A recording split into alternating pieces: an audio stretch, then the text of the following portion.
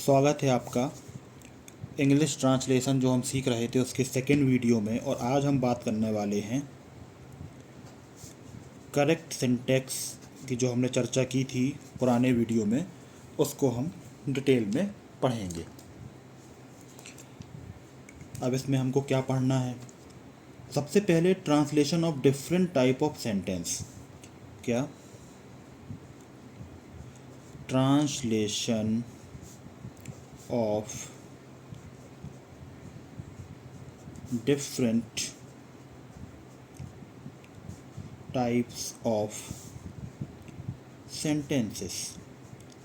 देखिए, अभी कुछ शुरुआत के वीडियो जो रहेंगे उनमें आपको लेक्चर ज़्यादा सुनने को मिलेंगे, क्या होता है, कहाँ क्या कैसा, और ये सभी चीज़ें रहेंगी। तो आपको बोर नहीं होना है, ये सब चीज़ें जानना आपके लिए ज़रूरी है।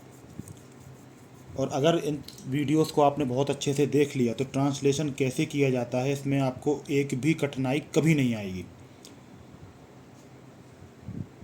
सो शैल वी स्टार्ट। देखिए, शुद्ध अनुवाद के लिए या सही अनुवाद करने के लिए सिर्फ हमें ये पता हो कि हिंदी से अंग्रेजी कर दिया, सिर्फ हमने हिंदी से अंग्रेजी कर दिया तो इससे कोई फ़र्क नहीं पड़ेगा। ठीक है कि हमने बोले हिंदी का शब्द पता है और अंग्रेजी का शब्द पता है और हमने सोचा कि ट्रांसलेशन बन जाएगा, तो ऐसा नहीं होता है। किस शब्द को अंग्रेजी वाक्य में कहाँ रखा जाना है? क्या?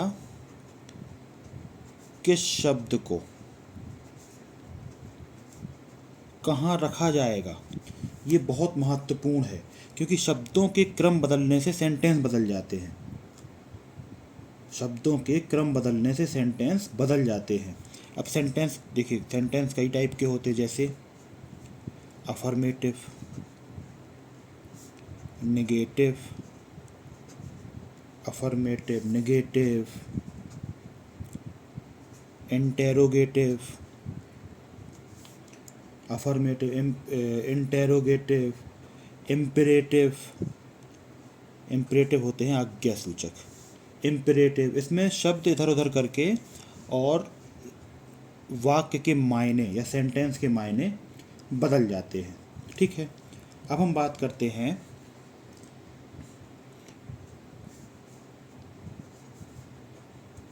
ट्रांसलेशन ऑफ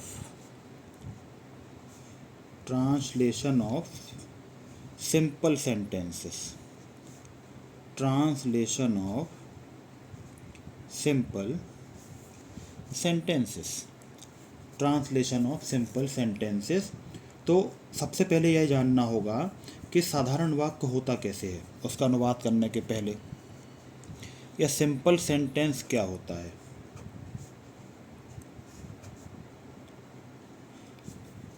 अनुवाद करने के पहले यह तो जान ले कि सिंपल सेंटेंस होता क्या है। तो ऐसा वाक्य जिसमें किसी किस्म की बाधा ना हो, आज्ञा ना हो, शर्त ना हो, या मना ना किया गया हो। जैसे इसमें क्या नहीं होना चाहिए? देखिए, कौन से शब्द नहीं होना चाहिए? जैसे क्या, कौन, कब, कहाँ, क्यों, कैसे, है ना, इस टाइप के शब्द इसमें नहीं होना चाहिए। तो जिन वाक्यों में ये सब नहीं होता है वही सिंपल सेंटेंस या साधारण वाक्य कहलाते हैं। वही सिंपल सेंटेंस या साधारण वाक्य कहलाते हैं। तो अगर हम सेंटेंस का ट्रांसलेशन करना शुरू करते हैं तो हमें सबसे पहले कौन, किसको, किन्होंने के उत्तर की अंग्रेजी। क्या? कौन, किसको, किन्होंने। समझना इसको, कौन, किसको, किन्होंने के उत्तर की अंग्रेजी साधारण वाक्य में सबसे पहले वाक्य के अंतिम शब्द के पहले कौन, किसने, किन्होंने का प्रश्न करना चाहिए। अब इसको समझेंगे कैसे? जैसे वह काम किसने किया, कौन कर रहा है, किसके द्वारा किया है। मतलब जैसे हमने कहा राम घर जा रहा है, तो वह काम राम कर रहा है। ठीक है, तो ऐसे वाक्य जो आते हैं या इनका जो उत्तर होता है उसको ही हम सब्जेक्ट कहते हैं।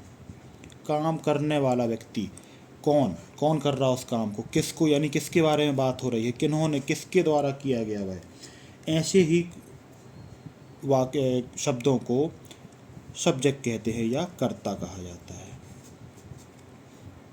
क्या कर्ता कहा जाता है। ठीक है, जैसे राम का छोटा भाई प्रतिदिन शाम के समय गंगा तट पर टहलने जाता है। ठीक है, तो कौन टहलने जाता है? राम का छोटा भाई। तो इसका उत्तर क्या होगा? जैसे देखिए, आपको एक सेंटेंस दिया गया, इसको समझिएगा गौर से कि किसकी अंग्रेजी पहले बनाई जाए। तो आपके लिए हिंदी में लिखा गया सेंटेंस है, राम का छोटा भाई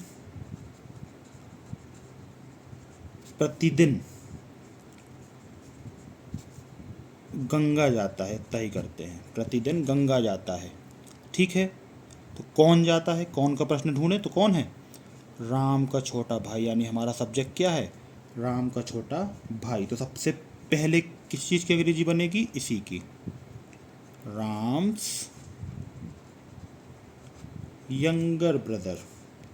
इसको ही सबसे पहले रखा जाएगा, राम्स यंगर ब्रदर। ठीक है, ये क्या है इसका? यही इसका सब्जेक्ट है या कर्ता है, क्योंकि काम इसके द्वारा ही किया जा रहा है। फिर दूसरे नंबर पर क्या होता है? वाक्य के अंतिम शब्द। क्या? वाक्य के अंतिम शब्द की अंग्रेजी बनाई जाती है, जो कि जनरली क्रिया होती है। क्या होती है? क्रिया होती है। साधारण वाक्य में कर्ता की अंग्रेजी बनाने के बाद, यानी सब्जेक्ट की अंग्रेजी बनाने के बाद क्रिया की अंग्रेजी बनाई जाती है, वर्ब की। ठीक है, जैसे राम का छोटा भाई था और क्या करता था? गंगा जाता था। तो राम का छोटा भाई है, अकेला है, तो गो जाएगा उसमें। क्या आएगा इसका सेंटेंस? क्या हो जाएगा? राम्स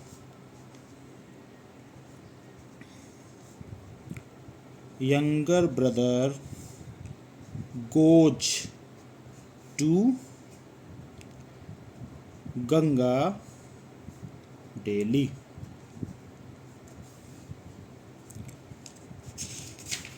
इस तरीके से होगा। ठीक है, कर्ता के ट्रांसलेशन करने के बाद ही क्रिया का अनुवाद करना चाहिए, इसको याद रखना है। कर्ता के बाद ही क्रिया का अनुवाद, कर्ता के बाद ही क्रिया का अनुवाद करना चाहिए। ठीक है, पर अगर कभी ऐसा आ जाए कि अक्सर, ठीक, या सदैव, या कभी नहीं, तो इनकी अंग्रेजी कर्ता और क्रिया के बीच में रखनी चाहिए। जैसे मैंने जो सेंटेंस बनाया उसमें लास्ट में रखी, पर इसको बीच में रखना चाहिए। जैसे उदाहरण देख लेते हैं, वह कभी वह कभी नहीं झूठ बोलता।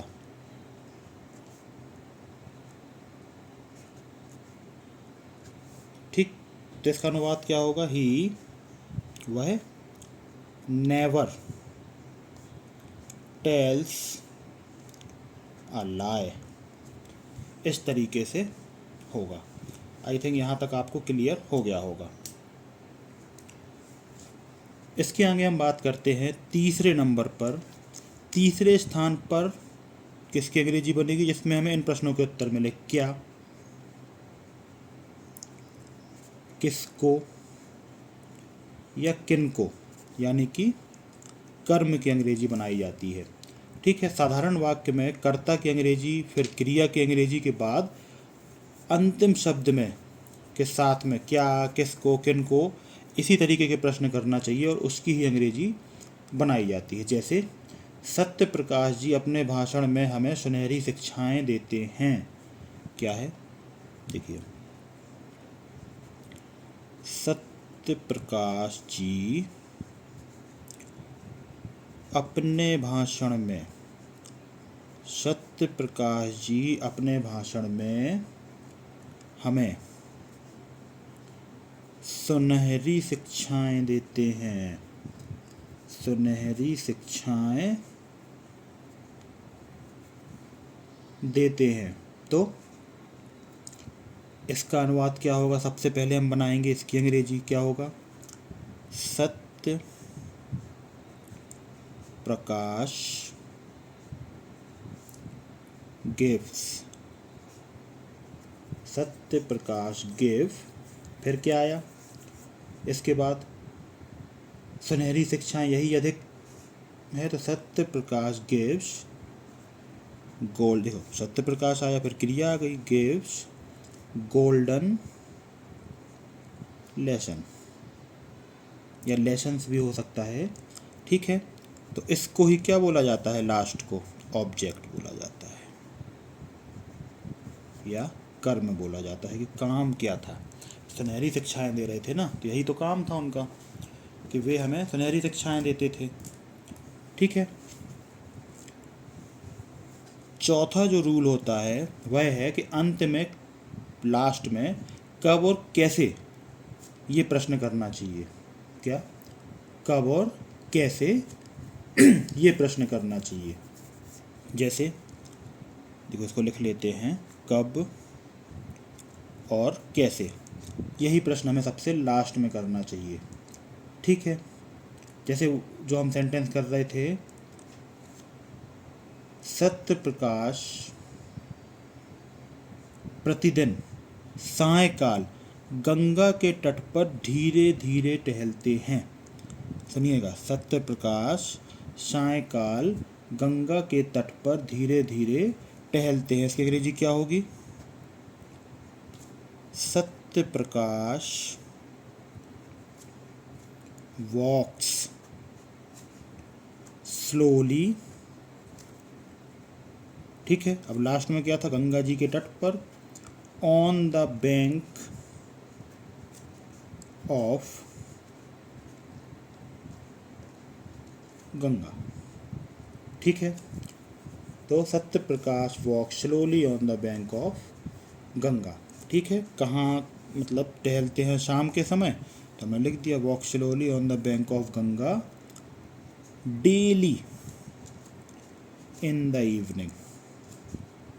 रोज शाम के समय टहलते हैं ना, तो डेली इन द इवनिंग, ठीक है। और इसका लास्ट नियम है कि यह नियम कहाँ लागू नहीं होते। देखो ऐसे तो हम सबसे पहले कर्ता, फिर क्रिया और लास्ट में कर्म यानी ऑब्जेक्ट की अंग्रेजी बनाते हैं, पर अगर किसी कहानी का प्रारंभ हो रहा हो, क्या? किसी कहानी का प्रारंभ या आरंभ हो रहा हो, तो ऐसे में क्या करते हैं हम? वहाँ अकर्मक क्रिया होती है, ऐसी क्रिया जिसका कर्म ना हो सके, ठीक है। तो कर्ता के स्थान पर हम क्या करते हैं? देयर का यूज़ कर लेते हैं, ठीक। और उसके पश्चात कर्ता की अंग्रेजी बनाई जाती है। जैसे बर्लिन के घने जंगलों में एक लोमड़ी रहती थी। बर्लिन के घने जंगलों में एक लोमड़ी रहती थी, कहानी है, तो हमने लिखा there lived a fox in the dense forest of Berlin। कहानी की शुरुआत कुछ इस तरीके से की जाती है। तो आई थिंक ये आपको समझ में आ गया होगा कि हमें ट्रांसलेशन की शुरुआत किस तरीके से करनी है और क्या उसको समझना चाहिए, ठीक है। जब हम किसी सेंटेंस को नेगेटिव बनाते हैं, तो ज़्यादातर रूल तो सेम रहते हैं। सिर्फ क्या होता है, कर्ता के बाद या सब्जेक्ट के बाद हमें क्या रखनी पड़ती है? हेल्पिंग वर्ब रखनी पड़ती है, सहायक क्रिया का इस्तेमाल होता है। किसका इस्तेमाल होता है? हेल्पिंग वर्ब का, ठीक। नेगेटिव सेंटेंस में कर्ता के बाद क्या होता है? हेल्पिंग वर्ब का यूज़ होता है। अब हेल्पिंग वर्ब कौन कौन सी होती हैं तो समझ लीजिए, is, are, am, was, were, has, have, had, can, could, may, might, shall, should, will, would, do, does, did. इन सहायक क्रियाओं को टेंस के हिसाब से टेंस के हिसाब से यूज किया जाता है और फिर इसके बाद नॉट लिख देते हैं। ठीक है, जैसे राम घर नहीं जाता है तो Ram does not go to home. देखिए, राम आया कर्ता, फिर आ गया आपका डज हेल्पिंग वर्ब, नॉट, फिर आपका कर्म गो टू होम। इस तरीके से इसको किया जाता है। ठीक है, और अगर इसको ही हमको इंटेरोगेटिव करना होता तो क्या होता? सेम सेंटेंस को does Ram go to home, does Ram go to home, क्या राम घर जाता है, और इसमें ही लगा दें तो इंटेरोगेटिव रिलेटिव हो जाएगा। Does Ram not go to home, क्या राम घर नहीं जाता है। और इंटेरोगेटिव सेंटेंस के अंत में क्वेश्चन मार्क लगाना बहुत आवश्यक होता है। इंटेरोगेटिव सेंटेंस के अंत में क्वेश्चन मार्क लगाना बहुत आवश्यक होता है।